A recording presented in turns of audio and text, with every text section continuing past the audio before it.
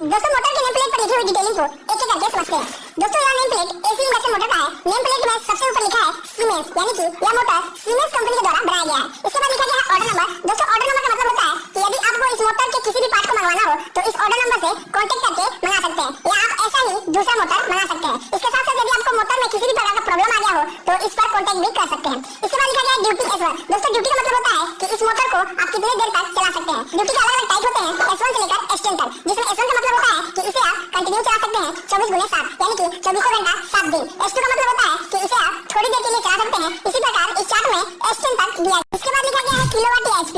दोस्तों किलोवाट का मतलब होता है बिजली की खपत और HP का मतलब होता है ताकत, यानी कि ये मोटर 30 किलोवाट बिजली के खपत पर 40 घोड़े के बराबर ताकत देगा। इसके बाद लिखा गया है AMP, यानी कि एम्पियर। दोस्तों एम्पियर का मतलब होता है बिजली को मापने वाला इकाई। जैसे पानी को मापने वाला लीटर होता है, वैसे ही बिजली को मापने वाला एम्पियर होता है। अब लिखा गया है RPM।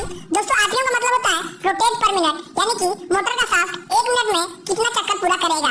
RPM जितना ज्यादा होगा मोटर की स्पीड भी उतनी ही ज्यादा। इसके बाद लिखा गया है फ्रेम। दोस्तों फ्रेम का मतलब होता है मोटर का ढांचा, यानी कि इस मोटर को किस डिजाइन का बनाया गया है। दोस्तों इस फ्रेम रेट से हम दोबारा हूबहू वही मोटर मंगवा पाते हैं। दोस्तों मोटर मंगवाते समय फ्रेम रेट के साथ साथ एक और चीज का ध्यान दिया जाता है कि कंपनी ने मोटर बनाते समय किस स्टैंडर्ड को फॉलो किया है। दोस्तों मोटर बनाते समय कंपनियां जनरली दो प्रकार के स्टैंडर्ड को फॉलो करती है, NEMA national electrical manufacturer association, IEC international electrical manufacturer association. इसके बाद लिखा गया है क्लास इंसुलेशन। दोस्तों क्लास इंसुलेशन का मतलब होता है कि मोटर में जो वाइंडिंग की गई है उस वाइंडिंग के प्रोटेक्शन के लिए जो इंसुलेशन का यूज किया गया है वह कितने टेंपरेचर तक झेल सकती है। दोस्तों अलग-अलग टेंपरेचर को अलग-अलग अल्फाबेट से डिनोट किया जाता है, यह है उसका चार्ट।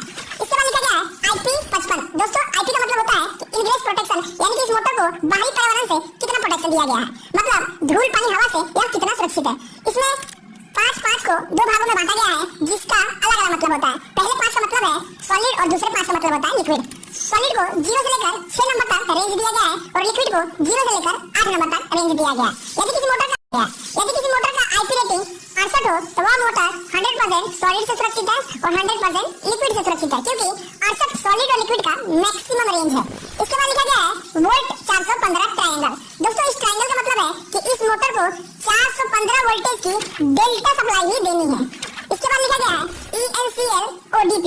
दोस्तों ENCL का मतलब होता है इंक्लूजर, यानी कि इस मोटर के विंग पर यदि पानी घुस जाए तो कितना देर तक रुक सकता है। जनरली इन मोटर के विंग को 0 डिग्री से 15 डिग्री के बीच डिजाइन किया जाता है ताकि लिक्विड और जो पानी हो जल्दी से जल्दी निकल जाए। ODP यानी कि ओपन डीप प्रूफ। इसके बाद लिखा गया है XZ50।